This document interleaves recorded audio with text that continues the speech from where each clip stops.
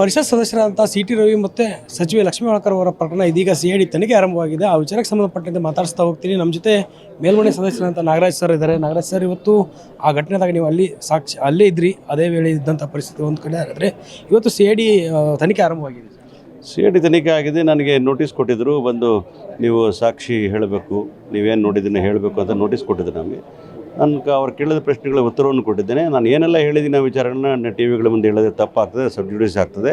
ಆದರೆ ನಾನು ನೋಡಿದ್ದನ್ನು, ನಾನು ಕೇಳಿದ್ದನ್ನು ಖಂಡಿತವಾಗಲೂ ದಾಖಲಿಸಿದ್ದೇನೆ. ಬೆಳಗಾವಿಯ ಸುವರ್ಣಸೌಧದಲ್ಲಿ ಅವತ್ತು ಘಟನೆ ಆದಾಗ ನೀವಿದ್ರಿ, ಆ ಪದ ಬಳಕೆ ಎಷ್ಟು ಮಟ್ಟಿಗೆ ಸರಿ ಅಂತೀರಿ? ಸಿ.ಟಿ. ರವಿ ಅವರು ಇದನ್ನು ವಿರೋಧ ಮಾಡ್ತಿದ್ದಾರೆ. ಸಿ.ಟಿ. ರವಿ ವಿರೋಧ ಮಾಡೋದಿಲ್ಲ. ಸಿ.ಟಿ. ರವಿ ಮೊದಲು ಬೇಷರತ್ತಾಗಿ ಕ್ಷಮೆ ಕೇಳಬೇಕಾಗ್ತದೆ.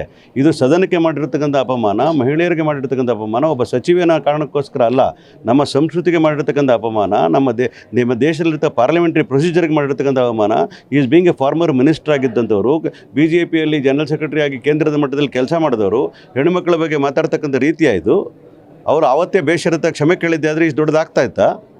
ಅದನ್ನು ಬೆಳೆಸ್ಕೊಂಡೋಗಿರ್ತಕ್ಕಂಥವ್ರು ಯಾರು? BJPಯವರು. ಎಲ್ಲದರಲ್ಲೂ ರಾಜಕೀಯ ಮಾಡ್ತಕ್ಕಂಥದ್ದು, ಎಲ್ಲರನ್ನೂ ಕೂಡ ಎಲ್ಲ ವಿಚಾರದಲ್ಲೂ ಕೂಡ ಪೊಲಿಟಿಕಲ್ ಸ್ಕೋರ್ ಮಾಡಲಿಕ್ಕೆ ಹೋದಾಗ ಒಂದು ಕಾರಣಕ್ಕೋಸ್ಕರ ಇವತ್ತು ಈ ಹಂತಕ್ಕೆ ಬಂದು ನಿಂತಿರ್ತಕ್ಕಂಥ ಮಾತನ್ನು ಹೇಳಲಿಕ್ಕೆ ಬಯಸ್ತಾ ಇದೆ. ಕಾಂಗ್ರೆಸ್ ಇದನ್ನು ರಾಜಕೀಯವಾಗಿ ಬಳಸ್ಕೊಳ್ತಾ ಇದೆ, ಬೇಕಿದ್ರೆ CBI ತನಿಖೆ ಕೊಡಲಿ ಅನ್ನೋ ಮಾತನ್ನು ಹೇಳ್ತಾರೆ. ಯಾಕೆ ಕರ್ನಾಟಕ ಪೊಲೀಸರ ಮೇಲೆ ನಂಬಿಕೆ ಇಲ್ಲ ನಿಮಗೆ? ಕರ್ನಾಟಕ ಪೊಲೀಸರು ದೇಶಕ್ಕೆ ಮಾದರಿಯಾಗಿರ್ತಕ್ಕಂಥ ಪೊಲೀಸ್ನವರು. ನೀವು ಅಧಿಕಾರದಲ್ಲಿದ್ದಾಗ CIDಗೆ ಎಷ್ಟು ಕೇಸ್ಗಳನ್ನು ಕೊಟ್ಟಿದ್ದೀರಿ ನೀವು? CCPಗೆ ಎಷ್ಟು ಕೇಸ್ಗಳನ್ನು ಕೊಟ್ಟಿದ್ದೀರಿ ನೀವು? ಪೊಲೀಸ್ನವ್ರಿಗೆ ಎಷ್ಟು ಕೇಸ್ಗಳನ್ನು ಕೊಟ್ಟಿದ್ದೀರಿ ನೀವು?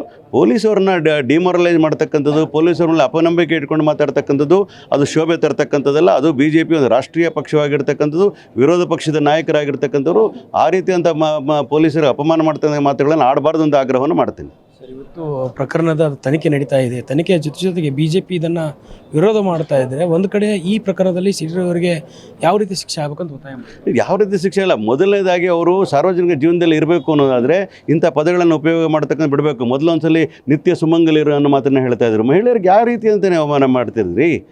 ಒಂದು ರೀತಿಯಲ್ಲಿ ಪಾರ್ಟಿ ಡಿಫ್ರೆನ್ಸ್ ಅಂತ ಹೇಳ್ತೀರಿ. ನಿಮ್ಮ ಪಾರ್ಟಿಯಲ್ಲಿರ್ತಕ್ಕಂಥ ಕಲ್ಚರ ಇದು. Please be all right with B A good citizen ಮೊದಲು. ತದನಂತರ ನೀವು ಶಾಸಕರಾಗಿ ಪಾರ್ಲಿಮೆಂಟ್ರಿ ಪ್ರೊಸೀಜರ್ಸ್ನ ಅರ್ಥ ಮಾಡಿಕೊಂಡು ಒಂದು ಪ್ರೊಸೀಜರ್ ಪ್ರಕಾರ ಕೆಲಸ ಮಾಡಬೇಕಾಗ್ತದೆ. ಬಾಯಿ ಬಂದಂಗೆಲ್ಲ ಮಾತಾಡ್ತಕ್ಕಂಥ ಯಾರು ಒಪ್ಪಲಿಕ್ಕೆ ಸಾಧ್ಯ? I don't agree with this things. Insult to the entire women. ಇವತ್ತು ಹೊರಟ್ಟಿಯವರು ಕೂಡ ಪರಮೇಶ್ವರ್ ಅವರಿಗೆ ಪತ್ರ ಬರೆದಿದ್ದಾರೆ, ನನ್ನ ತೀರ್ಪೇ ಅಂತಿಮ ಅನ್ನುವಂಥ ವಿಚಾರ.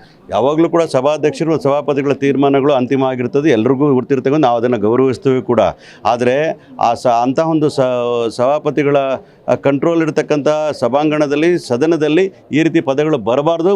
ಅದ್ರ ಬಗ್ಗೆ ಮುನ್ನೆಚ್ಚರಿಕೆ ಕ್ರಮಗಳನ್ನು ಕೈಗೊಳ್ಳಬೇಕು. ಮೆಂಬರ್ಗಳು ಕೂಡ ಕೆಲವು ಲಕ್ಷ್ಮಣ ರೇಖೆಯನ್ನು ಹಾಕಬೇಕು, ಯಾವ ಪದಗಳನ್ನು ಮಾತಾಡಬೇಕು, ಯಾವ ಪದಗಳನ್ನು ಮಾತಾಡಬಾರ್ದು ಅಂತ. It amounts to a misbehaviour of the member.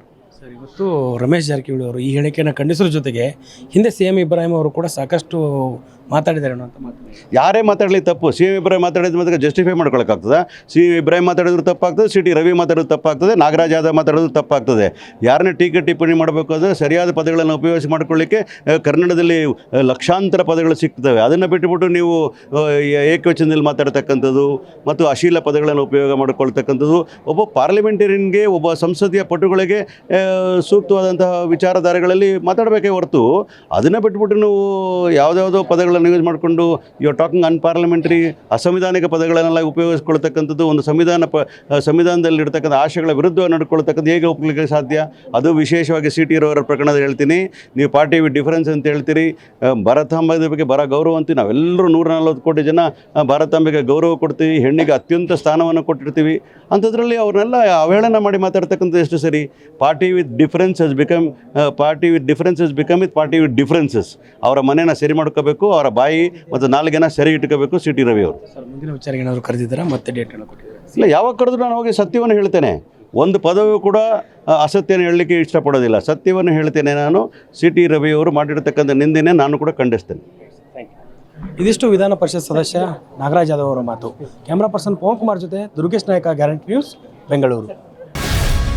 Guarantee news, ಸುದ್ದಿ ಖಚಿತ, ನ್ಯಾಯ ನಿಶ್ಚಿತ.